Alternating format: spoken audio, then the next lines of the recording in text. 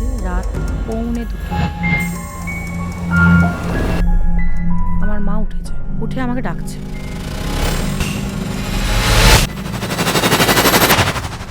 সেখানে একটি জানলা ছিল। হঠাৎ করে আমার মা না জোর চিৎকার করে ওঠে। সেই হচ্ছে স্টার্টিং। সেই দিন থেকে আমাদের সাথে শুরু হয় এই ঘটনা।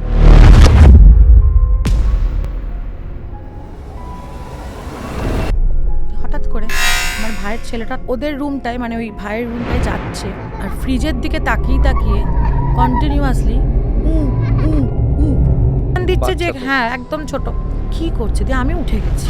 ভাইয়ের বউ মানে রিমু আমাকে বলছে, দিদি ওখানে কেউ বসে আছে।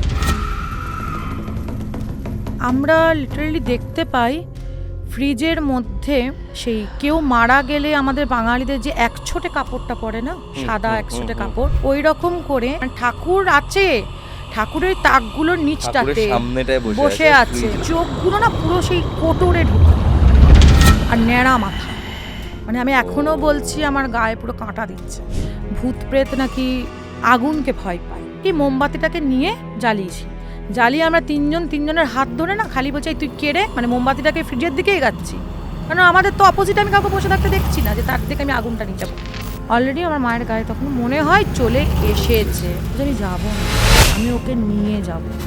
ওকে আমি অনেকবার নেওয়ার চেষ্টা করেছি, কারণ এর পরের ঘটনা তুমি যদি শোনো, এর পরের ঘটনা আরও মারাত্মক। বহু জায়গায় মায়ের কথা জিজ্ঞেস করিয়েছি, প্রত্যেকের একটাই কথা, ব্রহ্মদৈত্য কোনোদিন ছাড়ে।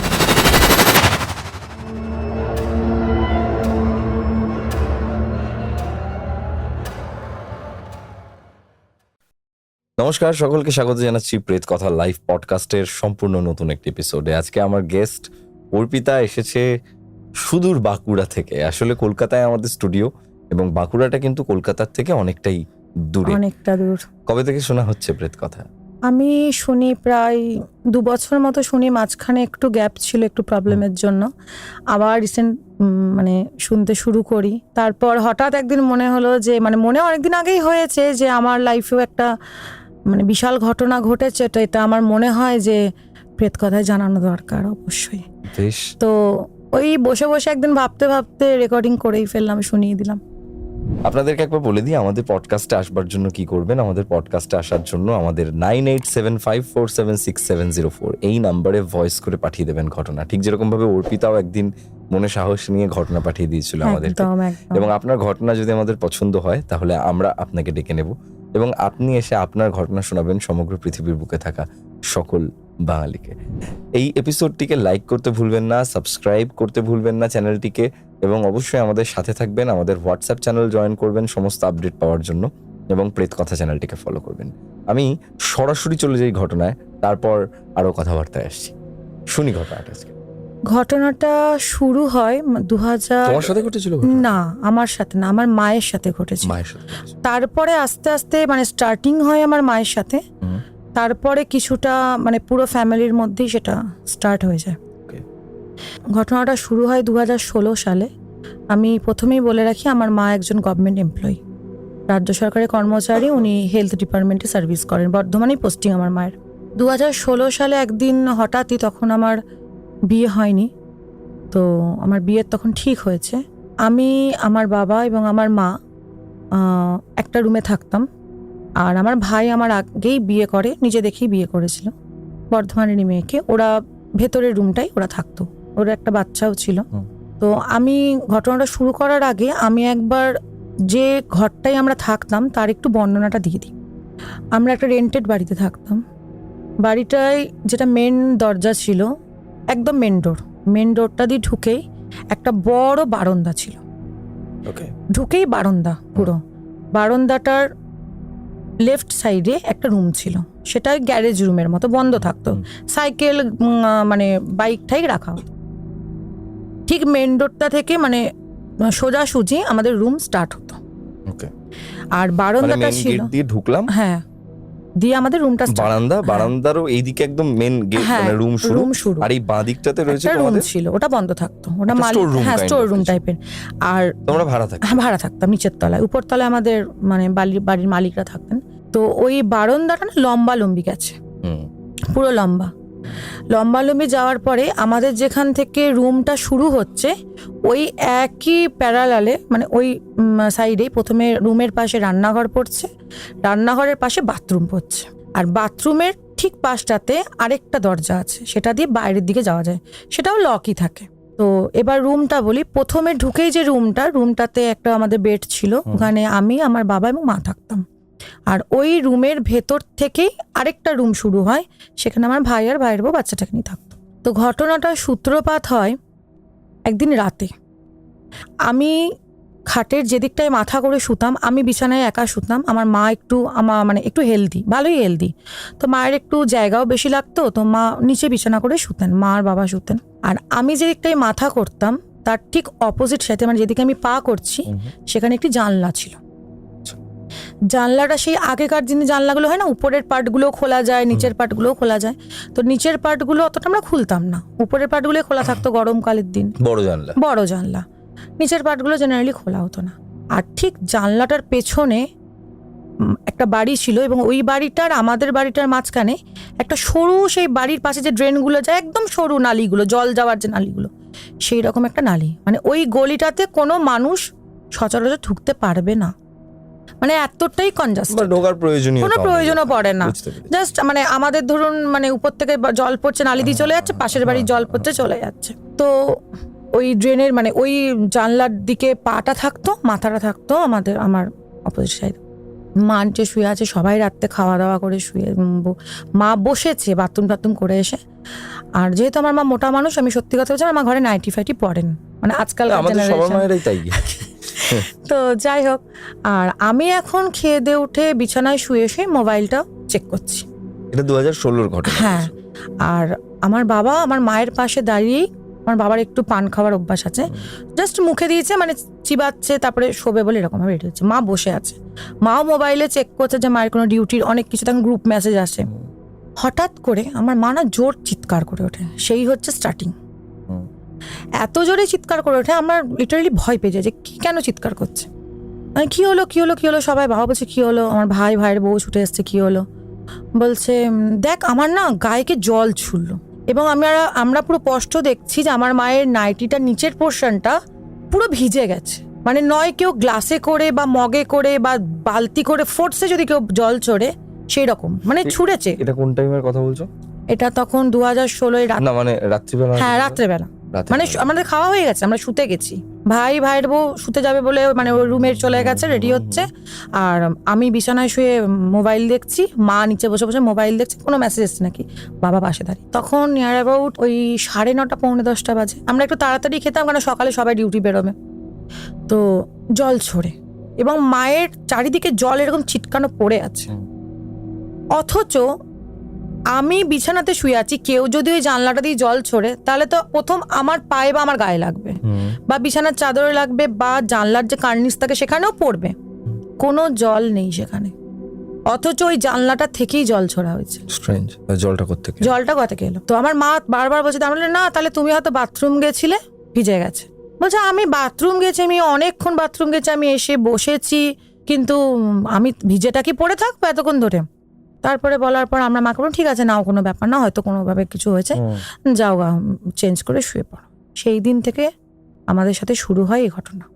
তো তারপর আমরা শুয়ে ঠুয়ে পড়ি, পরের দিন সকাল হয়, মানে ম্যানেজ করেছিলেন, ডিউটি যাননি, শরীরটাও মায়ের এরকম ভালো ছিল না, তো আমাদের রান্না বান্না হয়ে গেছে, বাবা আর ভাই ডিউটি চলে গেছে, সকালেই চলে গেছে। আমাদের রান্নাঘরটা একটু ছোট ছিল বলে আমার ভাইয়ের রুমটাতে আমাদের ফ্রিজটা রাখা থাকতো, আর ফ্রিজটা যেদিকে রাখা থাকতো তার ঠিক অপোজিট সাইডে তাকে মানে তাক যেগুলো ছিল সেখানে ঠাকুর রাখা থাকতো আমাদের, একদম মানে ধরুন ফ্রিজটা মানে হচ্ছে দেয়ালের সাথে যে তাক, মানে দেয়ালি কেটে যে তাক করা আছে সেখানে ঠাকুর রাখা থাকতো, আর ফ্রিজটা একদম ধরুন এই পজিশনে, তার ঠিক অপোজিট সাইডে ঠাকুর রাখা আছে, মাঝখানটায় ফাঁকা, মানে বিছানায় ওঠার রাস্তা। কালকে রাতে যেটা হয়েছে আমরা অত কেয়ার করি না, আমি আমার ভাইয়ের বউ আমার মা গল্প করছি, নানা রকমের কথাবার্তা বলছি। হঠাৎ করে আমার ভাইয়ের ছেলেটার তখন অতটা কথা বলতে শেখেনি, অনেক ছোট ও তখন, দিয়ে ওদের রুমটায় মানে ওই ভাইয়ের রুমটায় যাচ্ছে, আর ফ্রিজের দিকে তাকিয়ে কন্টিনিউয়াসলি উ উ উ এরকম করছে এবং হাসছে ফ্রিজের দিকে তাকিয়ে। আমরা অনেকক্ষণ লক্ষ্য করেছি, তো ওর মাকে তখন আমি বলছি, আমার ভাইয়ের বইয়ের নাম হচ্ছে সোনালি, ওর ডাক নাম হচ্ছে রিমু। তো রিমুকে আমি অনেকক্ষণ বললাম যে তুই দেখ তো ও কি দেখছে, বারবার ফ্রিজটার কাছে গিয়েও দাঁড়িয়ে যাচ্ছে। ও গেছে, ও বলছে বাবু তুমি কি দেখছো কি দেখছো। ও তখন ওর মাকেও দেখাচ্ছে মানে কথা বোঝাতে পারছে না, মানে শুধু এক্সপ্রেশন দিচ্ছে যে হ্যাঁ একদম ছোট। তা করতে করতে আমি বলছি কি করছে, দিয়ে আমি উঠে গেছি। উঠে যাওয়ার পরে তখন আমার ভাইয়ের বউ মানে রিমু আমাকে বলছে দিদি ওখানে কেউ বসে আছে, ওখানে কেউ বসে আছে। আমরা লিটারালি দেখতে পাই ফ্রিজের মধ্যে, মানে ফ্রিজের সামনেটা যে কোনো দেখবে ফ্রিজের সামনেটা একটু ওই মিরর টাইপের, কাঁচ টাইপের চকচক চকচক করে, মানে একটা শ্যাডো পড়ে, হ্যাঁ মানে রিফ্লেকশনটা বোঝা যায় যে কোনো ফ্রিজে। আমরা পুরো স্পষ্ট দেখছি সেই কেউ মারা গেলে আমাদের বাঙালিদের যে একছোটে কাপড়টা পরে না, সাদা একছোটে কাপড়, ওই রকম করে একজন একছোটে কাপড় পরে একটা পা এরকম করে উঁচু আর একটা পা এরকম করে মোড়া, মানে এরকম করে বসে আছে, একদম একছোটে কাপড় পরে, ধুতি পরে সে বসে আছে ফ্রিজের অপোজিটে। মানে ঠাকুর আছে, ঠাকুরের তাকগুলোর নিচটাতে বসে আছে, রিফ্লেকশন হচ্ছে। আমরা যখন অপোজিটে তাকিয়ে দেখছি উনি কেউ নেই, অথচ কন্টিনিউয়াসলি ফ্রিজে তাকাচ্ছে যখন উনি বসে আছে। আর চোখগুলো না পুরো সেই কোটরে ঢোকা, আর গালগুলো মানে পুরো একটা কঙ্কাল কে যদি তুমি একটা কাপড় একদম, কিন্তু সে পুরো কাপড় পেঁচিয়ে আছে আর ন্যাড়া মাথা। মানে আমি এখনো বলছি আমার গায়ে পুরো কাঁটা দিচ্ছে। আমার তো ভেবেই তাই মনে হচ্ছে, আমার মানে কি বলবো, আমার এখনো মানে জাস্ট ভাসছে জিনিসটা। দিনের বেলা 10:30 11 সবাই দেখছো। হ্যাঁ, তা করতে করতে না আমার মা বলছে এই তোরা কি করছিস রে কি করছিস রে, করতে করতে আমার মাও চলে গেছে। আমার মা তখন মা বলছে এটা কে বসে আছে। আমরা তখন তিনজনে যে কি করব আর কি না করব, মানে সবাই সবার মুখের দিকে তাকাচ্ছে আর ওকে দেখছি। ছোট থেকে দিদা ঠাকুমাদের মুখে শুনে এসেছি যে ভূত প্রেত নাকি আগুনকে ভয় পায়, এটা মানে পাগলামই বলা চলে আজকালকার যুগে। তো আমাদের না ফ্রিজের উপরেই মোমবাতি রাখা ছিল, কোন রকমই ফ্রিজের দিকে তাকিয়ে তাকিয়ে মোমবাতিটাকে নিয়ে জ্বালিয়ে আমরা তিনজনের হাত ধরে না খালি বলছি তুই কেড়ে, মানে মোমবাতিটাকে ফ্রিজের দিকে এগাচ্ছি, কারণ আমাদের তো অপোজিটে আমি কাউকে বসে থাকতে দেখছি না যে তার দিকে আমি আগুনটা নিয়ে যাবো। আমি ফ্রিজের দিকে এরকম করে আগুনটাকে এরকম ভাবে নিয়ে যাচ্ছি, যেতে কেড়ে গায়ে দিয়ে দেবো, কিন্তু তোর গায়ে দিয়ে দেবো, মানে ভয়েই বলছি বলতে পারো, মানে এটা হাসিও পাবে হয়তো এখন। তখন আমার মা বলছে তোরা না রুম থেকে, আমি বুঝতে পারছি ওই টেরারটা ওই টাইমে কি, মানে যখন ভয় লাগে তখন দিন হোক চারপাশে প্রচুর লোক যাই হোক না কেন, তাও আমি আনইউজুয়াল তুমি কিছু দেখলে তুমি একা হয়ে পুরো একা, তিনটে মানুষ একসাথে কিন্তু একা সবাই। তখন আমার মা বলছে এখান থেকে বেরো, এই রুমটা আটকা, মানে আমরা কাঁপছি। আর এটা তোমার ভাইয়ের রুমে? আমার ভাইয়ের রুমে হচ্ছে। আমরা বেরিয়ে গেছি, কোনো রকমের রুম ফোন লক করে দিয়েছি। সেদিন তো মানে আমাদের খাওয়া দাওয়া মাথায় ঢুকে গেছে। বাবাকে ফোন করি, ভাইকে ফোন করি, এবার ওরা ডিউটি ছেড়ে তখন আসতে পারবে না, ওরা বিকেলের দিকে এসছে। তখন এসে যখন দরজা খুলেছে দেখছে কেউ নেই, রুম পুরো ক্লিন। অথচ মানে সবাই আমরা মানি যে ঠাকুরের কাছে কিছু থাকতে পারে না, অথচ যে রিফ্লেকশনটা হচ্ছিল একদম ঠাকুরের তাকের নিচে বসে আছে সে। তো যাই হোক, এই ঘটনাটা হলো। ঘটনাটা হওয়ার পর আমার মা, আমার ভাইয়ের বউ তার পরের দিন ওর বাপের বাড়ি যায়, বর্ধমানেই বাপের বাড়ি ওর। ওকে ভয় চলে যায় না, ওর মায়ের একটু শরীর খারাপ ছিল, হ্যাঁ ও গেছিল। তো আমি মাকে তখন বলি যে মা আমি না ঘরে একা থাকবো না, এরকম ব্যাপার হচ্ছে, তুমি ডিউটি যাবে আমিও তোমার সাথে ডিউটি যাবো। তখন তোমার বিয়ে হয়নি না? তখন বলে মা বলছে আচ্ছা ঠিক আছে কোনো অসুবিধা, চ। দিয়ে গেছি। এবার আমাদের যেখান থেকে আমরা বাস ধরবো, বাস স্ট্যান্ডটা, রাস্তাটা এপার থেকে ওপারে ক্রস হতে হয়। তো আমি ক্রস করে গেছি, আমার মা পেছনে ছিল, পেছনে বলতে মানে জাস্ট আমার একটু পেছনে। আমি জানি না আমি পেরিয়ে গেছি, আমার মা তখন মাঝ রাস্তায়, মানে মেন রোডের একদম মাঝখানে। হঠাৎ কোথা থেকে একটা 10 চাকার লরি একদম আমার মায়ের জাস্ট আমার মাকে পিষবে, মানে আমার মাকে একদম শেষ করবে একদম, মানে সেই ড্রাগনের মতো ছুটে আসে। চারিদিকে লোকজন তো চিৎকার করে উঠেছে গেল গেল গেল, আর আমিও সে চোখ মুখ বুঝে মা মানে আমি বুঝে গেছি যে মা আর নেই।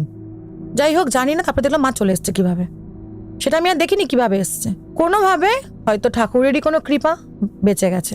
কিন্তু অবাক ব্যাপার যেটা মেন রোড, সেটা আমাদের মানে একদম সোজাসুটি মেন রোডটা যাচ্ছে। আমি তখন তাকিয়ে ঘুরে না ওই ট্রাকটাকে, লরিটাকে দেখবার জন্য ট্রাই করেছি যে লরিটা গেল কোথায়।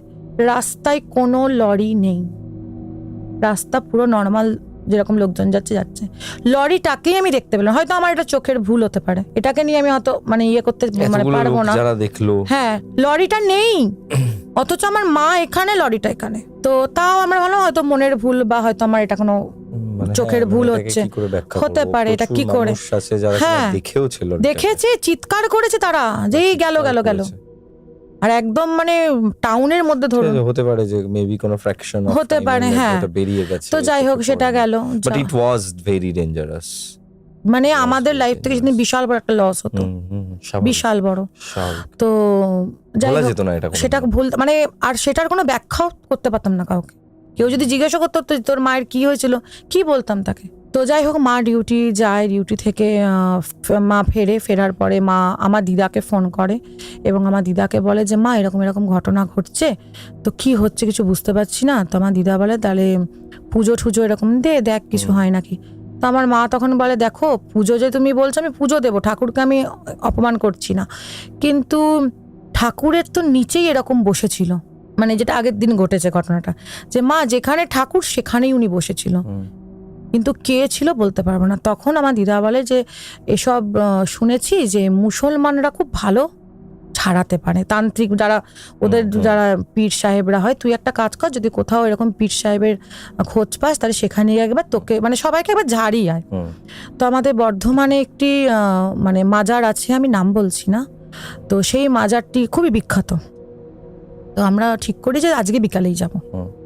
আমরা টোটো ভাড়া করি, টোটো ভাড়া করে আমরা যাচ্ছি এবং একটি রাস্তা আছে, সেটারও আমি নাম বলছি না, ওটা একটু ডাউন, মানে টোটোটাকে এরকম ডাউনে নামতে হবে।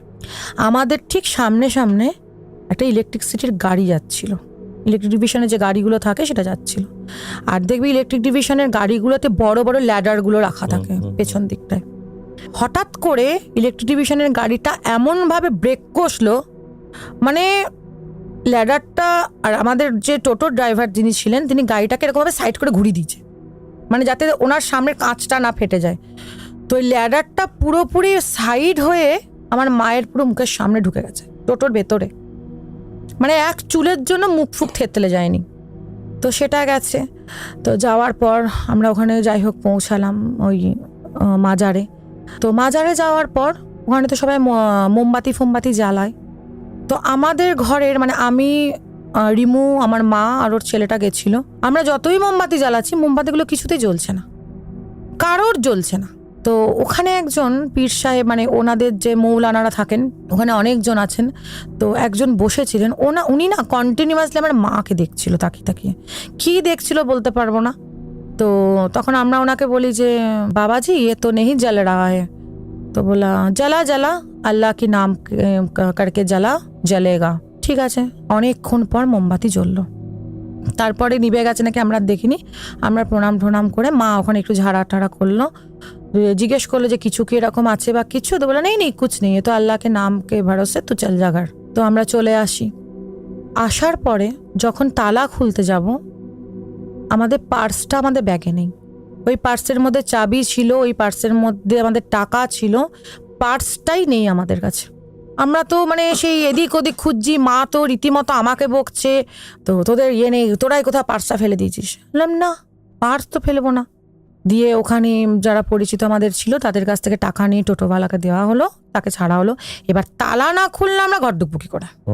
তো ওখানে একজন কাকু ছিলেন, ওনার কাছে সেই বড় বড় করাত টাইপের থাকে না, সে করাত দিয়ে আবার উনি এসে তালা খুললো। হ্যাঁ, তার মধ্যে বলি সেদিন আমাদের বাড়িওয়ালারা ছিলেন না, ওদের বিয়ে বাড়ি ছিল, ওরা বাড়ি গেছিল, যে ওদেরকেও বলবো নিচে এসে তালাটা খুলে দাও, ওরা নেই।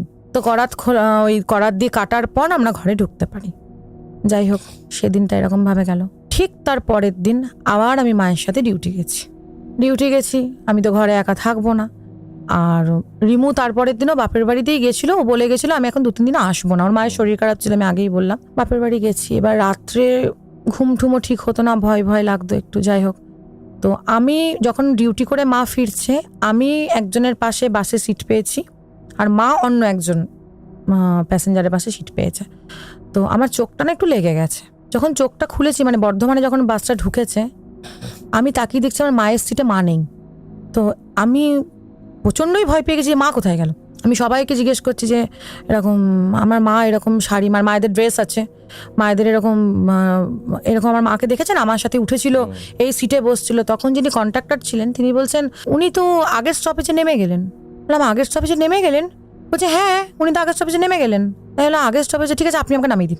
আমি নেমে গিয়ে আমি টোটো করে আবার ব্যাকে গেছি, কোথাও মাকে খুঁজে পাই না। সে আমি মানে রীতিমতো আমার মানে কাঁদো কাঁদো অবস্থা যে মা কোথায় গেল। না মায়ের কাছে সেদিন ফোন ছিল না, সুইচ অফ করে দিয়েছিল ফোনটাও, সুইচ অফ। ঠিক আছে আমি ফোনও করছি, মায়ের কাছে সুইচ অফ। খুঁজছি কোথায়। লাস্টে আমি একটা সেই কালভার্ট মতো ছিল বসার রাস্তার ধারে, আমি বসে আমার চোখ দিয়ে জল পড়ছে যে আমি কোথায় খুঁজবো, ঘরে গিয়ে আমি কাকে কি জবাব দেবো। সবাই তো বলবে তোর সাথে মা ছিল, কোথায় গেল। তো সবার আগে বলবে আমার ভাই মা কোথায় গেল। তো অনেকক্ষণ পরে অনেকটা দূরে দেখি একটা চায়ের দোকান আছে। তো ওই চায়ের দোকানটাতে বসে বসে মায়েরই এক কলিগের সাথে বসে গল্প করছে। আমি গিয়েছি মাকে, আমি গিয়ে বলছি তুমি এখানে বসে কি করছো। আমি প্রচন্ড রেগে গেছি তখন। দিয়ে তখন আমাকে বলছে কেন, তোকে তো আমি বাস থেকে বলেই নামলাম, তোকে আমি ঠেললাম, তোকে বললাম আমি নামছি, আমি বেলিকে দেখতে পেয়েছি, মানে মায়ের কালিকের নাম বেলি, বেলিকে দেখতে পেয়েছি, এই তো বেলির সাথে গল্প করছি। কারণ তুমি বেলি মাঝির সাথে গল্পই যদি করার থাকে তুমি ফোনে কথা বলো, তুমি অট করে বাস থেকে নেমে যাবে, তোমার ফোন সুইচ অফ কেন। বলছে আমি জানি না তোমার ফোন সুইচ অফ। কে সুইচ অফ নেই দেখ তুই। দেখছি এই দেখো তোমার ফোন সুইচ অফ। বললাম ঘর চলো, কোনো রকমে নিজেকে ঠান্ডা করে বললাম ঘর চলো, কারণ মায়ের অলরেডি কোনো একজন কলিগ আছে। বললাম তুমি ঘর চলো। ঘরে গেলাম, আমি গিয়ে বাবাকে বললাম যে আমার মায়ের মনে হচ্ছে মেন্টালি কিছু প্রবলেম হচ্ছে, ঠিক নেই, মানে ডাক্তার দেখাতে হবে। বাবা বলছে না না ডাক্তার দেখাতে হবে না, ওরকম মাঝে মাঝে হয়, ছাড়, ভুলবশত হয়তো নেমে পড়েছে। কিন্তু আমার কিন্তু খটকা লেগেছে, কারণ আমি প্রেজেন্ট ছিলাম।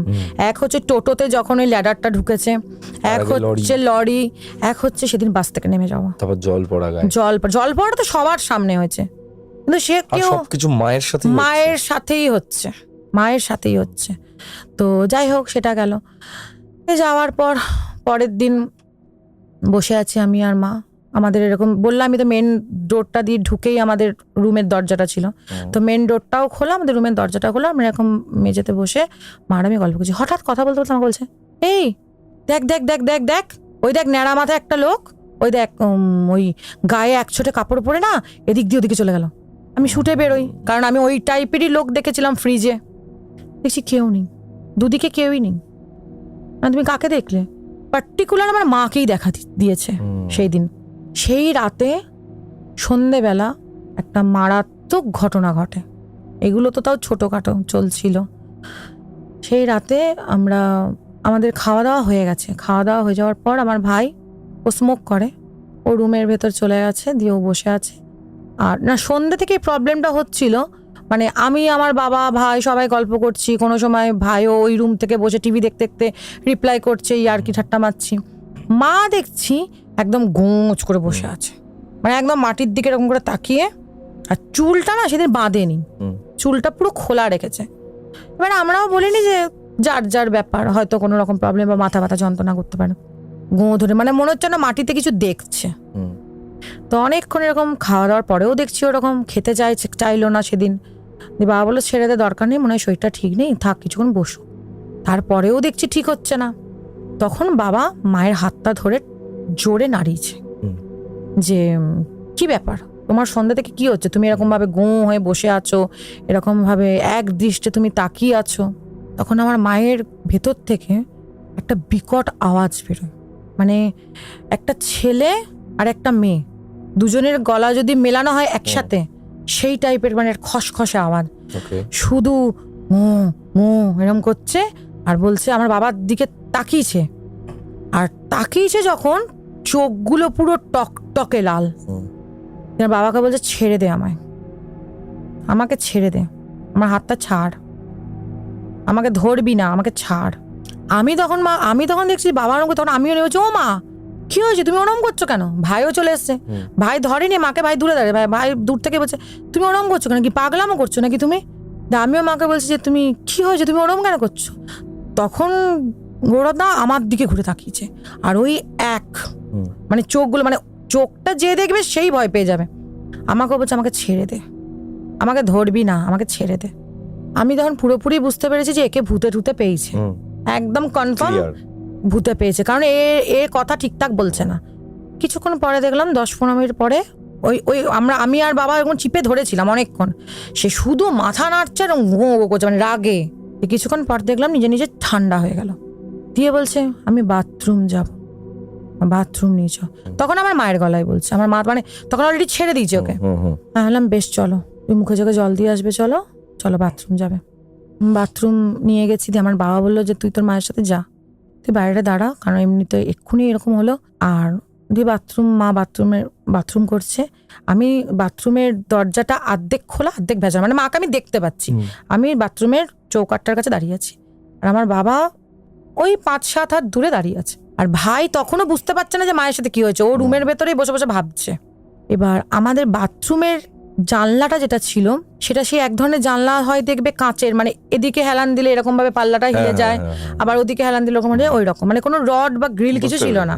আর ওই গলিটার মধ্যেই কিন্তু সব জানলাগুলো পড়ে, মানে রুমের জানলা ঠিক প্যারালালে তোমার রান্নাঘরের জানলা, আবার বাথরুমের জানলাটাও, ঠিক আছে। কিন্তু বাথরুমের জানলাটা পর আর বাথরুমের জানলাটা কি হচ্ছে ডিফারেন্সটা একটু উঁচু। কি হয়েছে, তোমার মা বাথরুম করছে, আমি তো এরকম মানে অন্যদিকে মুখ করে তাকাতে হঠাৎ করে আমার জানলাটার দিকে দাদা চোখ পড়ে বাথরুমের, এবং আমি মারাত্মক জিনিস দেখি। আমি দেখি একটা ছেলে, তার মাঝখান থেকে চুলের শীতে কাটা, দুদিকে সেপারেট করা চুলটা, নাকটা পুরো টিকালো, চোখগুলো দেখবে এক একটা ছেলের চোখ থাকে খুব টানা টানা, আর তার আমি এত দূর অব্দি দেখতে পাচ্ছি, মানে ঠিক ঠোঁটের উপর অব্দি। সে ঠিক এরকম করে আমার মাকেই দেখছে। আমি না এবং সে এতটাই লম্বা, আমি প্রথমেই বললাম যে বাথরুমের জানলাটা অনেকটা হাইট, তাহলে সে ভাবো যে সে এতটাই লম্বা, তার আমি এত দূর দেখতে পাচ্ছি অলরেডি, তাহলে ওখানে যদি সে লম্বা নয় তাহলে সে ওখানে টুল বা মোড়া নিয়ে দাঁড়িয়েছে। কিন্তু আগেই আমি বললাম যে সেই গলিতে একটা কুকুরও বোধহয় খুব কষ্ট করে ঢোকে, তাহলে সে ওখানে দাঁড়ালো কি করে? আমি না তাকে দেখে, আমি তাকে দেখছি, মানে আমি তাকে দেখছি, আমার মুখে আমি টোটালি স্পিচলেস, আমি মানে এরকমই হয়ে আছে, আমি কি করব। মানে ওই জায়গায় তুমি এর আগে কোনোদিনও কোনো মানুষকেও দেখোনি, কাউকে দেখোনি, এবং তুমি জানো যে ওখানে কেউ যায় না। আমি কেন, সেখানে পাড়া সবাই জানে সেটা, ওইখানে কেউই ঢুকতে পারবে না, হয়তো খুব জোর একটা বিড়াল ঢুকতে পারবে। সেখানে সে উপর থেকে উকি মারছে, এবং সেও কিন্তু দেখেনি যে তাকে আমি দেখেছি, সে কিন্তু আমার মাকেই পার্টিকুলার দেখছে, আর ঠিক এরকম করে উকি মেরে, তার মধ্যে আমার মায়ের বাথরুম হয়ে গেছে। আমার মা তখন উঠে আমাকে বলছে, এই মানু কি দেখিস তুই জানলায়? আমি না তখন শুধু মাকে আঙুলটা দিয়ে এরকম করে দেখিয়েছি, মানে আমি কথা বলতে পারছি না। আমার মা তখন ঘুরে যখন দেখেছে, আমার মাও ছেলেটাকে দেখতে পেয়েছে, তখনও রয়েছে। তখন আমার মা বিভৎস চিৎকার করেছে, ও মা গো ওখানে কে দাঁড়িয়ে আছে, কে দেখছে। আমার বাবা তখন আমাদেরকে আর পাত্তা দেয়নি, আমার মায়ের ওই আওয়াজটা শুনে, যে আমার আগেই বললাম যে বাথরুমের পাশে একটা দরজা ছিল যেটা দিয়ে বাইরে যাওয়া যেত, ওই দরজাটা খুলে বাবা একদম শটাং দৌড়েছে যে কে। এবার দরজাটা খুলে যে গলিটার কাছে গেছে, আর ওখানে যদি কেউ থাকতো তাকে তো বেরাতে টাইম লাগবে, মিনিমাম টাইমটুকু তো লাগবে, কারণ অলরেডি অতটা কনজাস্টেড, কেউ নেই গলিটায়। আর সন্ধ্যে থেকে আরেকটা জিনিস আমি বলতে ভুলে গেলাম, সন্ধ্যে থেকে না ওই গলিটার মধ্যে একটা সেই কাঁঠালের দেখবে একটা বিচ্ছিরি স্মেল এমনি থাকে কাঁঠালের, তো সেই কাঁঠালটা যদি কেউ পচে যায়, তার দেখবে আরো একটা বিটকেল গন্ধ ছাড়ে। ওই গন্ধটা কিন্তু সন্ধ্যা থেকে আমরা কন্টিনিউয়াসলি পাচ্ছিলাম, সবাই পাচ্ছিলাম। তো আমার বাবা যখন ছুটে গেছে, মানে গলিটাতে এরকম মুখটা এরকম ভাবে উঁকি মেরে দেখেছে, ঠিক আমাদের বাথরুমের দরজাটার মানে জানলাটার নিচটাতে কাঁঠালটাকে কেউ ফাটিয়ে খেয়েছে। কাঁঠাল পড়ে আছে? হ্যাঁ, একটা কাঁঠাল পড়ে আছে, এবং তাকে পুরো বিচ্ছিরি ভাবে এরকম ছেঁদড়ানো, মানে ছিঁড়েছে কাঁঠালের সেই বীজ একদিকে। অনেক পুরনো নাকি নতুন? সদ্য না, পচা কাঁঠালটা, পচা কাঁঠালি, সে কালো হয়ে গেছে, মানে কাঁঠালের যে কোয়াগুলো থাকে, কোয়াগুলো তোমার সেই কালো হয়ে গেছে। কিন্তু মানে কেউ যে খুব বিচ্ছিরি ভাবে সেটাকে ছিঁড়ে খাওয়ার চেষ্টা করেছে বা খেয়েছে, সেটা স্পষ্ট, সেটা আমার বাবাও দেখেছে সেদিন। দিয়ে তারপর ঘরে আনা হলো মাকে, আনার পর মানে সেদিন তো রাতে আর কারোরই ঘুম নেই, একদম যাচ্ছে তাই ব্যাপার। দিয়ে আমাদের বাড়িওয়ালারা আসেন, বাড়িওয়ালাদেরকে আমরা জানাই যে এরকম ঘটনা মায়ের সাথে ঘটছে। তো আমাদের যিনি কাকু ছিলেন উনি বললেন ভালো কোনো তান্ত্রিক ফান্ত্রিক পুজো বাজার করো। তো ওনার যে বৌমা ছিলেন উনি তখন আমার ভাইয়ের বউকে আর আমাকে উনি মানে ওনার বৌমা আমাদের সাথে খুব ফ্রেন্ডলি ছিল। ও তখন ওর রুমে আমাদেরকে ডাকলো, ডেকে বলছে বলো না কাকিমাকে একটু সাবধানেই রাখো, কারণ এই জায়গাটায় একটু হাওয়া বাতাস আছে। এই গলিটার কথা বলছে? গলিটায় নয়, বলছে এই আমাদের বাড়ির ঠিক অপোজিট একটা স্কুল ছিল, প্রাইমারি স্কুল। আচ্ছা। সেই স্কুলটা সকালবেলা ক্লাস হতো 1 to 4, তারপর দুপুরের পর থেকে না কেমন একটা মানে ছমছমে ভাব ওই স্কুলটার মধ্যে লাগতো। এবার ওর বক্তব্য মানে সবার লাগতো, ইভেন পাড়ারও সবার লাগতো। স্কুলটা এখনো আছে। আর রাত্রেবেলা হলে না যেন মনে হতো পৃথিবীর সব অন্ধকার ওই স্কুলটার মধ্যে যেন ঢুকে গেছে। তো ও বলছে দেখো আমারও মনে হয় যে এরকম কোনো কিছু ঘটনা এরকম থাকতে পারে, তো ওই স্কুলের মধ্যেও যদি কেউ থাকে কাকিমাকে একটু সাবধানে রাখো, দেখো। এই মায়ের মধ্যে তো প্রত্যেক দিনই ওরকম আসতে শুরু করে, সন্ধে হলেই মায়ের বিত্তাপ শুরু হয় ওই রকম, রোজ ডেলি। তোমরা কিছু করতে পারো না? কিছুই করতে পারছি না, ওরকম ডেলি হচ্ছি। তখন আমার বাবা একজন মুসলমান পীর সাহেবের কথা জানতে পারেন, তিনি থাকতেন মুর্শিদাবাদে। তাকে খবর দেয়, মানে উনি এই ভূত প্রেতী ছাড়ায়। তো তিনি আমার বাবা যখন তাকে বলে, তিনি তখন বলেন যে যতদূর আমার মনে হচ্ছে আপনার ওয়াইফকে জিনে পেয়েছে, ওই জন্য ওরকম করছে, বাজে জিন, নোংরা জিন। ঠিক আছে।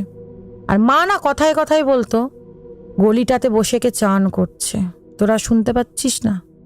দেখ বালতির আওয়াজ হচ্ছে, সাবানের গন্ধ যাচ্ছে, তোরা শুনতে পাচ্ছিস না? বললাম কোথায় সাবানের গন্ধ যাচ্ছে? বলছে কি বলিস? আবার বলতো কি সাবান তাও শোন, লাক্সের গন্ধ যাচ্ছে, বালতির আওয়াজ পাচ্ছি, চান করছে, জল ঢালছে, তোরা শুনতে পাচ্ছিস না? কখন বলতো এটা? যখন তখন, রাতেও বলতো? যখন তখন, রাতে উঠে বসে পড়তো। মানে তখন আমাদের আর কি এমন হয়ে গেছিল, আমাদের মাকে দেখলেই মনে হচ্ছে না মা আমাদেরকে গলা টিপে খেয়ে নেবে, মানে এরকম একটা রূপ হয়ে যেত। তো সেটা হওয়ার পর যাই হোক, তো ওই তান্ত্রিককে আমার বাবা ডাকার পর সেদিনকে কোথাও মেঘ নেই, বৃষ্টি নেই, ঝড় নেই, কিচ্ছু নেই, একদম পরিষ্কার আকাশ। উনি বললো আমি তোমাদের বাড়িতে 3টে 3:30টার মধ্যে ঢুকে যাব, আমাকে একটু অ্যাড্রেসটা বলে দেবে, তাহলে বাস স্ট্যান্ডে নেমে আমার যেতে সুবিধা হবে। আমার মা সেটা কোনোভাবে শুনেছে, ওকে আসতে বারণ কর, ও যেন ঘরে না আসে, ওকে আসতে বারণ কর, ও যেন ঘরে না আসে। আমরা বলছি না ও তো বাবার বন্ধু হয়, থোড়ি তোমাকে দেখতে আসছে, না ওকে আসতে বারণ কর, ও যেন ঘরে না ঢোকে, খালি বলে যাচ্ছে। আমরা তখন আর কেউ অত পাত্তা দিইনি। হঠাৎ করে উনি বাস স্ট্যান্ডে নেমেছেন, আমাদেরকে ফোন করেছে যে তাহলে আমরা যাচ্ছি। মুষুল ধারায় বৃষ্টি, মানে এত বৃষ্টি, আমার ভাই ওনাকে বললো যে ঠিক আছে আমি এগিয়ে যাচ্ছি, আপনি আসুন। আমার ভাইও ঘর থেকে বেরোতে পারছেন না, আর উনিও বাস স্ট্যান্ড থেকে বেরোতে পারছেন না, এত বৃষ্টি হঠাৎ, মানে সেই ঝমঝমিয়ে, মানে চারিদিকটা সেই ধোঁয়া মতো হয়ে গেছে, এত বৃষ্টি। তো মা তখন বলছে দেখলি তো, মানে একদম সেই বলে না কেউ কারোর, হ্যাঁ উনি করেছে এরকম একটা, মানে মজা করাচ্ছে আমাদের, যে দেখলি তো আসতে পারবে না, তো জানি তো আসতে পারবেই না, ঠিক এভাবেই বলছে বিছানায় বসে বসে। আমরা আছি, মানে আমি, রিমু, আমার ভাই, উপরের কাকিমারা সবাই, ওই বৌদি আছে, সবাই আছি আমরা। তখন ওই বৌদি বলছে কে আসতে পারবে না, ঠিক আসবে, আমরা গিয়ে নিয়ে আসবো ছাতায় করে। ওর দিকে কটমট করে তাকাচ্ছে, আবার বলছে নিয়ে আয় দেখি, কিভাবে আনবি দেখি, আনতে তো আমি দেবই না। এবার যতই বলুক একটা তো কিছু পাওয়ার হয়তো থাকে কোনো মানুষের। তো উনি আসে, ওনাকে দেখে না আমার মা সেই ছোট বাচ্চার মতো না জুবুথুবু হয়ে বসে যায়, মানে সে ভয় পাচ্ছে, এতদিন কাউকে ভয় পাচ্ছিল না, চুপ করে জুবুথুবু হয়ে বসে যায়। ওই ভদ্রলোক, মানে ওই আঙ্কেল বলেন যে চিনতে পেরেছিস আমায়, আমি চলে এসেছি। জানি না উনি কি দেখছিল, কি বলছিল। আর সত্যি কথা বলতে আমার একটু ডাউট হচ্ছিল, কারণ আজকালকার যুগে এসব জিনিস একটু ফ্রড বেশি হয়। তো হাসিও পাচ্ছিল, আবার বলতেও পাচ্ছি না, বললে বকা খাবো ঘরে। তার মধ্যে মায়ের এরকম অবস্থা, সিরিয়াস একটা কিছু নিতেই হবে ডিসিশন দিয়ে। আমি কিন্তু মানে ওই বৌদিকে আর রিমুকে বলছি যে হে ফালতু, কিছু করতে পারবে না, পুরোপুরি ভণ্ডামো করতে এসছে, পয়সা নিতে এসছে, দেখ তুই, মানে নিজেরাই বলছি। কিন্তু উনি না ঢুকে মাকে বলছে দাঁড়া তোর ব্যবস্থা করছি, দিয়ে বলার পর আমার মায়ের সামনে একটা কাগজ খুললো সাদা, দিয়ে পেন দিয়ে কাগজটা তেড়ানো করে কি লিখছে। উনি যে লিখছে লেখাটা কিন্তু আর দেখতে পাচ্ছি না। দিয়ে আমার ভাই ওনার পাশে গিয়ে বলছে কাকু আমার মনে হচ্ছে পেনে কালি নেই, আপনি একটু দেখুন, মনে হচ্ছে পেনটা কালি নেই। বলছে তুমি একটা খাতা নিয়ে এসো, তোমাকে দেখাচ্ছি কালি আছে নাকি। আমার ভাই যে দিয়েছে অন্য পেপারে লিখছে, দেখছি কালি আছে। অথচ উনি যে কাগজটাই লিখছে সেটাই কালির দাগ পড়ছে না। উনি কি লিখছে কে জানে। ওইটা তখন আমার মায়ের নাকে শুকিয়েছে, শোকাতে আমার মা অজ্ঞান হয়ে গেছে সবার সামনে। তারপর ওই কাগজটা নিয়ে আমার মায়ের ঠিক কানের যে খাঁচটা থাকে ওই খাঁচটা ধরেছে, খাঁচটাতে ধরে বলছে বল তুই কে, তুই কোথা থেকে এসছিস, কেন এসছিস, তুই কে। তখন আমার মা বলছে আমি এসছি অনেক দিন, আজ 2 মাস হয়ে গেল আমি এসছি। বলছে কোথা থেকে এসছিস, কেন জানিস না আমি বীরভূম থেকে এসছি, আমি লাল মাটির দেশ থেকে এসছি। অ্যাকচুয়ালি এই ঘটনাটা হচ্ছে 2 মাস আগে আমার মা তারাপীঠ বেড়াতে গেছিল। তো ওইখানে আমাদের মায়েদের একজন, আমি যাইনি, পরিচিত ছিলেন, তাদের বাড়িতেই ছিল। আর ওই তারাপীঠের মা তারারই আরেকটা রূপ আছে ময়ূলাক্ষী মা, আমি দেখিনি, আমি শুনেছি। তো যাদের বাড়িতে মারা ছিল সেই আঙ্কেলই মাদেরকে গাড়ি করে ময়ূলাক্ষী মা দেখাতে নিয়ে গেছিলেন। তো যাওয়ার সময় নাকি একটা শর্টকাট রাস্তা পড়ে এবং সেই রাস্তাটা নাকি টোটালি সেই লাল খাদানের মতো।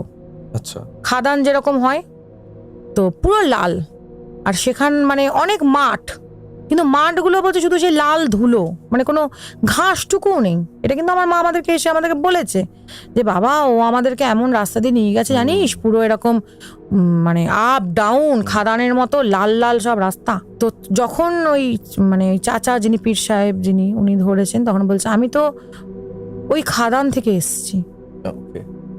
আর আমার মা একটা কথা বলতো 2 মাস আগে, যে যখন আমি ময়ূলাক্ষী মাকে দর্শন করি আমার না খুব ভয় লাগছিল মায়ের রূপটা দেখে। বললাম কেন, তারা মায়েরই তো রূপ, তোমার ভয় লাগার তো কথা না। অলরেডি আমার মায়ের গায়ে তখন মনে হয় চলে এসেছে, ওই জন্য ভয় পাচ্ছিল। তো ধীরে ধীরে ধীরে করে এসেছে, ও বিস্তার করেছে। বলছে আমি তো তখনই চলে এসেছি। তখন ওই চাচা জিজ্ঞেস করছে তুই যে চলে এসেছিস তুই কি করবি, তুই চলে যা। বলছে আমি যাবো না, আমি ওকে নিয়ে যাব, ওকে আমি অনেকবার নেওয়ার চেষ্টা করেছি। তখন আমার মাথায় অ্যাটাক করছে, অ্যাক্সিডেন্টগুলো তো হয়েছে, হ্যাঁ, যে আমি নেওয়ার চেষ্টা করছি কিন্তু না আমি ওকে নিতে পারছি না, আমি যতক্ষণ না আমি ওকে নেব ততক্ষণ আমি যাব না। দিয়ে তখনই চাচা বলছে তুই নিয়ে গিয়ে কি করবি। বলছে কেন, আমি যেখানে থাকি ওই মাঠটায় বসবো, আমি আরো দুজনে আমরা গল্প, আমি তো একা। তখন ওই চাচা তখন বলছে তোকে তো নিয়ে যেতে দেবো না, তুই বেরো। বলছে আমি বেরাবো না। উমা ওই অজ্ঞান অবস্থা থেকে না হঠাৎ করে উঠে বসেছে, দিয়ে সে চোখ মুখ আবার সে ওই রকম রূপ নিয়ে যেন সেই মানে ওই চাচাকে আর কি মানে গলা টেপে টেপে এরকম অবস্থা। তখন মানে আমরা সেই চিৎকার করে কে কোন দিকে দৌড়াবার বুঝতে পারছি না। আমাদের তখন একটাই কথা বেরোচ্ছে ওকে আটকান। দিয়ে তখন চাচা বলে তোমরা চুপ করো, আমি আছি তো। দিয়ে বলছে তুই বেরোবি না, তোকে মারবো। তারপরে জানি না উনি কি সব মন্ত্রফন্ত্র চোখ টোক বুঝে পড়লো, আর ব্যাগ থেকে উনি একটা বোতল বের করলো কাঁচের, বলে এটার মধ্যে ঢোক। বলতে পারবো না ওরদা ঢুকেছিল না কি হয়েছিল। তো কারণ এর পরের ঘটনা তুমি যদি শোনো, এর পরের ঘটনা আরো মারাত্মক। কিছুক্ষণ পর দেখলাম বোতলটা আটকে দিল, দিয়ে বলে ঢুকে গেছে, আরও নেই, চলে গেছে তোর মায়ের কাছ থেকে। উনি সারা রাত আমাদের বাড়ির বারান্দায় শুয়ে রইলেন ওই বোতলটা মাথায় করে। আমরা মাঝে মাঝে যাচ্ছি আর জিজ্ঞেস করছি, আমরা জিজ্ঞেস করছি যে আমাদের ভয় লাগছে যে যদি বোতলটা খুলে বেরিয়ে যায়, কারণ কোনোদিন এরকম চোখের সামনে ছোট থেকে দেখিনি। দিয়ে আমরা বারবার জিজ্ঞেস করছি যে এই বোতলটাতে যে রাখলেন এই বোতলটা কি করবেন। বলছে এটা কি আমি জলে ভাসিয়ে দেবো, চলে যাবে, তোর মা সুস্থ। আমরা ভাবলাম বেশ ঠিক আছে সুস্থ। দিয়ে আমার দিদারাও সব খবর সবাই নেয়, যেহেতু এরকম এত বড় একটা সিরিয়াস কন্ডিশন। তো আমার দিদা বললো তোরা না ঘরটা শিফট কর, ঘরটা ছেড়ে দে, এত কিছু যখন এই ঘরটার মধ্যে হলো আর দরকার নেই। তো আমরা একটা ঘর পাই, সেখানে আমরা শিফট করি। ঘরটার ঠিক পেছন দিকটাতে মুসলমানদের কবর মতো থাকে দেখবে, মানে কোনো মৌলানা মরে গেলে কবর দেওয়া হয়, দিয়ে তার দেখবে কবরের মাথার উপরে বিশাল একটা সেই মন্দিরের চূড়ার মতো করা থাকে, সেই চাদর ফাদর দেওয়া থাকে। পেছন দিকে জানলাটা খুললে ওটা দেখা যেত। তো সেটার সাথে আমাদের কোনো যোগাযোগ ছিল না। যথারীতি মাল শিফট হয়েছে, সেদিনটা কিচ্ছু হয়নি। পরের দিন ওই সেম অ্যাজ আমি, আমার মা আর বাবা একটা রুমে, ওরা ভেতরের রুমে। আমি রাতে শুয়েছি, ভীষণ টায়ার্ড, এতদিন রাতে কোনো ঘুম নেই, আমি ঘুমিয়ে গেছি। আমার মা তখন বাজে রাত 1:45, আমার মা উঠেছে, উঠে আমাকে ডাকছে। আমাকে মানে আমাদের ফ্যামিলি সবাই আমাকে মানু বলে ডাকলাম, মানু ওঠ। কেন কি হলো? তুই ওঠ না। বললাম হ্যাঁ বলো কি হলো। তো দিদা এসেছে, তো দিদা বাইরে থেকে ডাকছে। আর আমি ছোট থেকে আমার মামার বাড়িতে মানুষ, মানে আমার জন্ম আমার মামার বাড়িতেই, মামার বাড়ি থেকেই আমার মাধ্যমিক পাস, আমার মামার বাড়ি দুর্গাপুরে। তো আর আমি আমার দিদার সাথে খুব ক্লোজ। বলছি তো দিদা এসেছে, তো দিদা তোকে ডাকছে।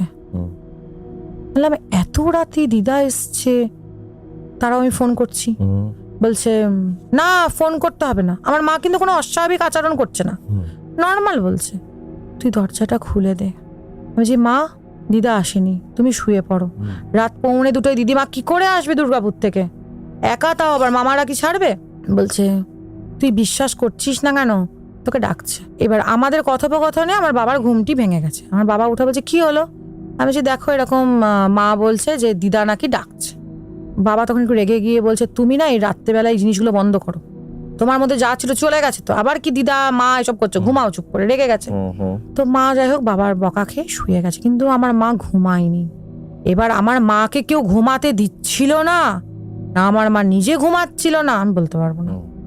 আবার খানিকক্ষণ 0.5 ঘন্টা 40 মিনিট গেছে, আবার আমাকে ডাকছে। তো দিদা এসছে, এখনো তোকে ডাকছে, তুই দরজাটা খুলে দে, তুই দরজাটা খুলে দে। হ্যাঁ দরজাটা তুই খোলা। আমি দরজা খুলবো না, দিদা আসুক, বাইরে দাঁড়িয়ে থাকুক, আমি সকালে দরজা খুলবো।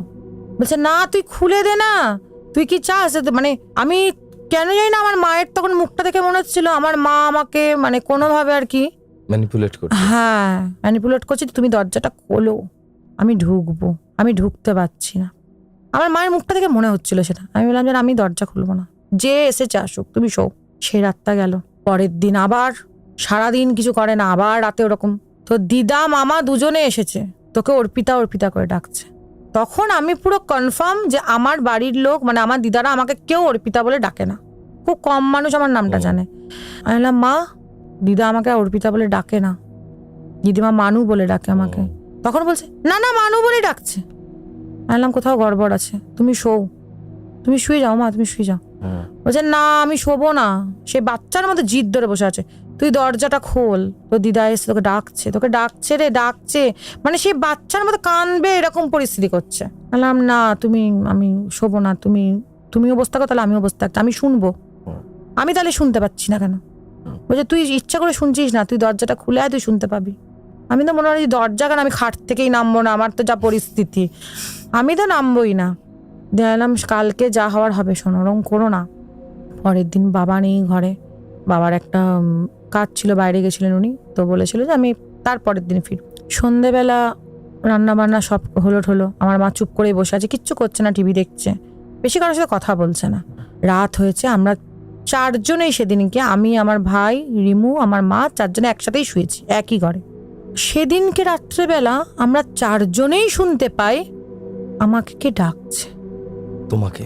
আমাকে। এবং এটা সবাই শুনতে পাই, মানু মানু। আর আমার দিদার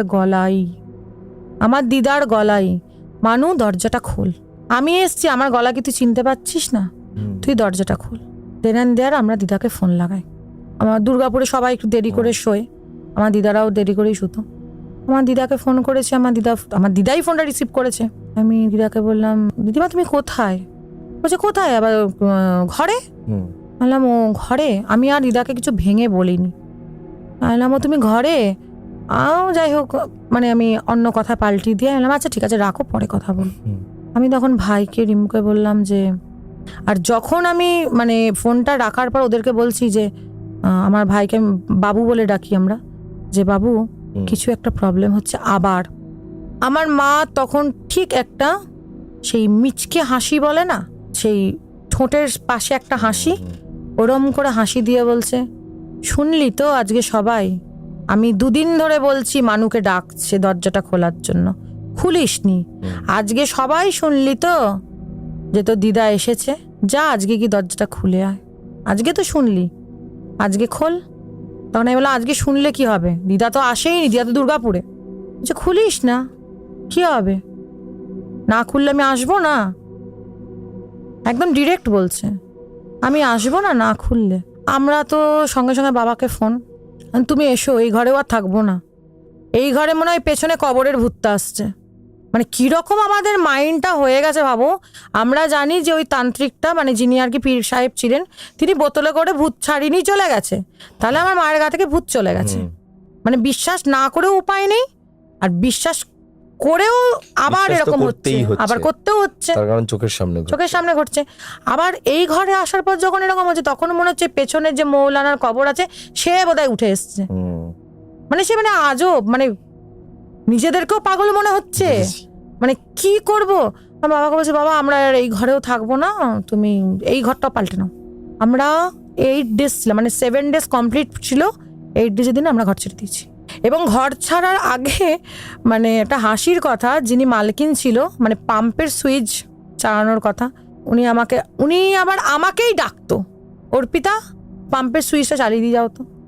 একে তো ভূতে ডাকছেই, সাথে আবার বাড়ির মালিকিনও অর্পিতাকেই ডাকছে পাম্পের সুইচ চালানোর জন্য। কেন, আরো তো লোক আছে, আমাকেই কেন? আচ্ছা, ওই বাড়িটা ছেড়ে দেওয়ার পর আর কিছু হয়নি? আরো ঘটনা ঘটেছে এরপরে। বাড়িটা ছেড়ে দেওয়ার পরে ওকে, অ্যাকচুয়ালি লাস্ট যদি তুমি আমাকে জিজ্ঞেস করো, আমার মায়ের কাছে এখনো আছে, এবং যে আছে সে হচ্ছে ব্রহ্মদৈত্য। এবং যেটা আমাদের কাছে খুব ভালো খবর আছে, বহু জায়গায় মায়ের কথা জিজ্ঞেস করিয়েছি, প্রত্যেকের একটাই কথা, ব্রহ্মদৈত্য কোনোদিন ছাড়ে না। ব্রহ্মদৈত্য মাকে ধরে রেখেছে, মানে 2016 সাল থেকে ওই ঘটনাটা এখনো পর্যন্ত চলছে। এখন মা কি করে? এখন মায়ের গায়ে আসে না। এখন আমার মা হঠাৎ বলবে, আমি না শুনতে পাচ্ছি ওই দেওয়ালের পাশটাতে কে দাঁড়িয়ে দাঁড়িয়ে কথা বলছে, ফিস করে, তোরা শুন। মানে এমন ভাবে বলবে না কথাটা, যেন মনে হবে আমার, মানে কি বলবো, তুমি দেওয়ালে গিয়ে দেখবে। সাইকিয়াট্রিস্ট দেখানো হয়েছে কখনো? হ্যাঁ, আমাদের বর্ধমানের সাইকিয়াট্রিস্ট বললো না, ওনার মধ্যে কোনো পাগলামোর লক্ষণ নেই। এখনো শুনতে পাই, আমার মা যে খাটে শোয়, হঠাৎ করে উঠে যাবে, কি হলো গো, আমার খাটটাকে দুলিয়ে দিল। তবে এটা জানো তো দাদা, এটা 2016-তে আমার মাকে ধরেনি। তোমার কি মনে হয় আরো ছোট থেকে? আরো আগে থেকে ধরেছে। এবং আমার যে ঘরটার ডাউট, সেই ঘরটাতে মা প্রথম একজন ভদ্র মহিলা, মানে আমার এটাও ডাউট আছে যে আমার মায়ের গায়ে একজন নয়, বেশ কিছু জন আমার মাকে ধরে আছে। আমি যতগুলো এরকম ঘটনা শুনেছি, প্রত্যেকটা মানুষ কিন্তু রিসেপ্টর হয় না। কিছু মানুষ খুব ভালো রিসেপ্টর হয়, যারা কিনা এগুলোকে অ্যাট্রাক্ট করে এবং নিজের শরীরের মধ্যে রাখতে পারে। যেমন আমাদের প্রেত কথাতেই, এই হরর পডকাস্টে আমি এমন বহু ঘটনা শুনেছি যেখানে দেখছি যে কোনো একজন ব্যক্তির ভিতরে বেশ অনেকগুলো স্পিরিট ঢুকে যাচ্ছে, এবং সে সব সময় কোনো না কোনো স্পিরিটকে নিজের মধ্যে বহন করে নিয়ে চলেছে। কোনো স্পিরিট খুব অ্যাক্টিভ, কোনো স্পিরিট আবার খুব প্যাসিভলি মানুষের মধ্যে থাকে, খুব ঠান্ডা, বোঝাই যায় না বাইরে থেকে যে কিছু আছে কি নেই। হঠাৎ। আর আমার মায়ের একটা প্রবলেম আছে, আমার মা সবার সাথে না বেশি মিশতে চায় না। আগে মিশতেন, মানে যখন অনেকটা বয়স কম ছিল, বেশ মানে সবার সাথে মিশতো, হাসি করেছিল। বুঝতে পেরেছি। আমার যতদূর মনে হয় মায়ের গায়ে একটা নয়, বেশ কিছু জন ভালো কোনো পাইনি। সবাই লাস্টে বলেছিল যে রাজস্থানে, মানে যেহেতু আমার মারোয়ারি কাস্টেই বিয়ে হয়েছে, তো রাজস্থানের একটা হনুমানজির জায়গা আছে, আমার নামটা মনে পড়ছে না, ওইখানে নাকি এটা খুব ভালো ট্রিটমেন্ট হয়। ও আচ্ছা, তুমি মনে হয় এর কথা বলছো, বাগেশ্বর ধাম নয়? না, মানে আমার নামটা হনুমান মন্দির, ওটা হনুমান মন্দির। ওখানে এই ভূত প্রেত ছাড়ানোর জন্য মানুষজন যান, এবং সেই জায়গার নাম হচ্ছে, পেটে আসছে মুখে আসছে, আমারও সেম অ্যাজ আমার হাজবেন্ড জানে, কিন্তু আমার বালাজি মন্দির এবং খুব জাগ্রত মন্দির। আমার মাকে এখন এমন করে দিয়েছে, আমার মা বাসে উঠতে পারে না। কেন? ডিউটি যেতে পারে না, কষ্ট হয়। আমার কষ্ট হচ্ছে, দম আটকে আসছে আমার। কিন্তু পার্টিকুলার ওনার ভেতরে কিছু একটা প্রবলেম সবসময়, মানে সবসময় একটা ডিস্টার্ব ওনার মধ্যে কাজ করে, বিরক্ত। তারপরে আবার শুয়ে বলবো আমার খাটটাকে নাকি নাড়িয়ে দিল। আর এই খাট নাড়ানোর কেসটাতে আমার আরো ডাউট হয়, কারণ তখন 2013-14 আমার মারা, যখন আমার ভাইয়ের ছেলেটাও হয়নি, তখন সে আইলা ঝড়টা হয়েছিল, মেবি 2013 না, তার একটু আগে, আইলা তারও আগে, 11 বোধহয়। হ্যাঁ, তো তখন ওরা যে ঘরটাই থাকতো, মা বলতো, আমি তখন বাইরে থাকতাম, আমি আর মানে আমার মা আর আমার বাবা যে রুমটায় শুতো, বলছে তোর বাবা যখন উঠে যেত না ভোরবেলা, মানে আমার বাবা ট্রান্সপোর্ট লাইনে আছেন, উঠে যেত, আমি না একটা ভদ্র মহিলাকে দেখতাম, পুরো 1 হাত চুড়ি পরা, সে প্রেগনেন্ট ছিল, তো শাড়ি পরে, এক মাথা চুল পুরো খোপা করা, সে না আমার পাশে এসে শুতো, উপুর হয়ে শুতো, আর খাটটা না পুরো দুলে যেত। আজকের ডেটেও আমার মা যে খাটটায় শোয়, খাটটা দোলে। এই ব্রহ্মদত্তি আছে, এই কথাটা কে বলেছিল? এটা তো মানে ওই যে অ্যাকচুয়ালি শুনেছি যে ব্রহ্মদৈত্যরাই ওই তোমার ওই এক ছোটে বা ওই সাদা ধুতি এগুলো পরে, আর ন্যাড়া মাথা থাকে। আরো এরপরে ইনসিডেন্টস আছে, ধুতিটাকে পুরো নখ দিয়ে চিড়ে দিয়ে গেছিল, মায়ের কাপড়ে আগুন ধরিয়ে দিয়ে গেছে ঘরের মধ্যে। এটা ক্ষতিকর হয়ে যাচ্ছে ব্যাপারটা। মানে ক্ষতিকর মানে কি, এটা মানে আমাদের কাছেও ক্ষতিকর হয়ে গেছে, মানে হয়ে গেছিল। তাই তো দেখছি আমি। তো যাই হোক, মানে এমন গেল, আমরা তো এই ঘরটা তো যাই হোক ছেড়ে দিলাম, মানে ঘটনায় আমি ফেরত এলাম, আবার ছেড়ে দিলাম। দিয়ে এবার আমার ভাই যার কাছে কাজ করতো, তিনি ছিলেন রাইস মিলের মালিক, তো তার একটি ঘর পুরো ফাঁকা ছিল। তো তখন আমার ভাই তার সাথে যোগাযোগ করেন এবং বলে যে তাহলে ভালোই হবে, তাহলে তোরা থাক, আমার ঘরটাও মেনটেনেন্স হবে, ভালোই হবে। ঘরটা ছিল বিশাল বড়, নিচের তলায় 3টে রুম, রান্নাঘর, বাথরুম, বিশাল ডাইনিং, উপরের তলায় একটি রুম ছিল। আর ওই উপরের রুমটিতেও ওই আমাদের বাড়িওয়ালা খাট ফাট এসব রাখা থাকতো, ওটা আমাদেরকে ইউজের জন্য দেয়নি, বলেছিল আমি কখনো এলে আমি ওখানে থাকবো। তো ওই ঘরটা যাওয়ার পরে প্রায় 10-15 দিন কিছু হয়নি, তারপরে আবার যেকে সেই হঠাৎ করে আমরা এরকম সন্ধ্যেবেলা বসে সবাই গল্প করছি, এই করছি, আমার বাবার আসার টাইম হয়ে গেছে। আর উঠোনটা না ওই ঘরটার খুব বড় ছিল, মানে মেন যে দরজাটা ছিল সেটা মানে বাগানের মধ্যে দিয়ে যেত। মানে অ্যাকচুয়ালি এই ঘরটা একটু বাংলো টাইপের ছিল, সেই মানে চারিদিকে বাগান থাকে, মাঝ রাস্তা দিয়ে উঠোন। বাইরের গেটটা খোলার আওয়াজ পেলাম, আমরা সচক্ষে সবাই দেখলাম আমার বাবা ঢুকছে। আমার বাবা যে জামা পরে গেছে, যে প্যান্ট পরে গেছে, বাবা ঢুকলো। ঢুকে এবার আমি যে ঘরের গ্রিলটা খুলবো, আমি গ্রিলটা খুলতে যাচ্ছি, দেখছি আমার বাবা আমার দিকে এরকম তাকিয়ে তাকিয়ে তাকিয়ে তাকিয়ে তাকিয়ে তাকিয়ে বাগানের দিকে চলে গেল। আমরা সবাই ওখানে বসে সবাই দেখছি, আমি আমার উকি মেরে দেখছি যে আমার বাবা কোথায় চলে গেল। দিয়ে আমার মা ফোন করে, ও মা, বাবা ওই বাগানে চলে গেল কেন? বলছে বাগানে কেন যাবে, ফোন কর। ফোন করেছি, বাবা বলছে আমি তো ঘরেই আসিনি। ঘরে আসিনি মানে তুমি তো গেটটা খুলে ঢুকলে, তুমি তো সোজা এলে, তুমি তো আমার দিকে তাকিয়ে তাকিয়ে তাকিয়ে তাকিয়ে গেলে, ঘরে আসিনি মানে? বলছে আমি তাহলে ভিডিও কল করছি, দেখ আমি কোথায় আছি। ওই বাড়িতে ঘটনা শুরু। ফ্রিজের মধ্যে মাছ রাখা হতো, মাছটা যখন পরের দিন বের করা হতো শুধু মাছের কাঁটাটা পড়ে আছে, মাংসের হাড় ফ্রিজের ভেতরে, শুধু মাংসের হাড়। তোমরা যেখানেই গেছো সেখানেই কিছু মানে ও ছাড়েনি, সেটা তো গেছেই, প্লাস ওই বাড়িতে আবার 2জন মারা গেছিল, 2জনেই পুড়ে মারা গেছিল। তো মাকে ভালো করে কোনো তান্ত্রিকের কাছে, এখন মাকে নিয়ে যাওয়ার মানে নিয়ে যাওয়ার কোনো প্রশ্নই ওঠে না, আমার মা কোথাও যেতে পারে না আর। তাহলে কাউকে বাড়িতে নিয়ে এসে ভিজিট করো, কারণ এই ঘটনাগুলো নইলে থামবে না। তুমি মারাত্মক ব্যাপার, পর ঘটনা যেগুলো ঘটছে বা ঘটেছে, এগুলো হার্মফুল হতে পারে ভীষণ ভীষণ ভীষণ ভাবে। মানে যার মায়ের মাইন্ডটাকেই চেঞ্জ করে দিয়েছে। মানে আজকের ডেটে মায়ের কাছে কেউ থাকুক না থাকুক, মায়ের জাস্ট ডোন্ট কেয়ার। আপনাদের কি মনে হচ্ছে এই ঘটনাটা শুনে জানান কমেন্ট করে, এবং আপনাদের কমেন্ট নিশ্চয়ই অর্পিতা যখন দেখবে ও হয়তো কোনো সলিউশন পাবে সেই কমেন্টগুলো দেখলে। হ্যাঁ অবশ্যই। আপনাদের কি মনে হয়? দারুণ ঘটনা শুনলাম, এবং এখন আমি আন্টির সুস্থতা কামনা করি এবং উনি যত তাড়াতাড়ি সম্ভব এই বিষয় থেকে বেরিয়ে আসুক, এটাই আমি আশা রাখি। ওর পুচকে ছেলে আমার জন্য জগন্নাথ, বলরাম, সুভদ্রা এনেছে, পুরী গেছিল ওরা, সেই পুরীর থেকে ওরা এনে দিয়েছে আমার জন্য জগন্নাথ, বলরাম, সুভদ্রা। আমি এখানে স্টুডিওতেও রেখে দিয়েছি, এবং আপনারা যদি এরকম ভাবে আমাদের স্টুডিওতে আসতে চান তাহলে 9875476704 এই নাম্বারে ভয়েস করে পাঠিয়ে দিন ঘটনা, এবং আপনার ঘটনা সিলেক্টেড হলে আমরা আপনাকে ডেকে নেব এবং আপনি আমাদের স্টুডিওতে এসে আপনার ঘটনা শোনাবেন পৃথিবীর বুকে থাকা সকল বাঙালিকে। থ্যাংক ইউ ফর কামিং এবং এই ঘটনাটা শেয়ার করবার জন্য। ঘটনাটা যতটা আমি পুরোটা শুনেছি, পুরো ঘটনাটাই আমার খুবই রোমহর্ষক বলে মনে হয়েছে। আরো ঘটনা আছে, যদি দর্শকরা চায় আমি অবশ্যই আবার শোনাবো। ডেফিনেটলি আমরা আবার শুনবো এই ঘটনা। সো আমরা এই ঘটনা দুটোকে, আমরা আরো অনেক যে ঘটনা, সেই ঘটনাগুলোকে আমরা রেখে দিই, এই ঘটনাগুলোকে আমরা কোনো পার্ট 2 হিসেবে আমরা আবার এখানে করতে পারি। কারণ প্রথম আজকের ঘটনাটাই আমি যতটা শুনেছি আমার মনে হয়েছে যে এতটা ইজ একদম পারফেক্ট, এবং এই ঘটনাটা শুনে আমি নিজে অনেকটা সময় ওই বাড়িটার মধ্যে ছিলাম। বিশেষ করে আমার খুব ভয় লেগেছে যখন বলছে যে দরজাটা না খুললে কি ভাবছিস আমি আসবো না। হ্যাঁ একদম, that moment is really creepy. যাই হোক, আপনারা এভাবেই সাথে থাকুন প্রেতকথার। প্রত্যেক শুক্রবার এবং রবিবার ঠিক রাত 10টার সময় প্রেতকথার অফিসিয়াল ইউটিউব চ্যানেল, এবং শনিবার করে আমাদের পডকাস্ট চ্যানেল এপিসোড আসতে থাকে। এখানে গল্প নয়, ঘটনা শোনানো হয়।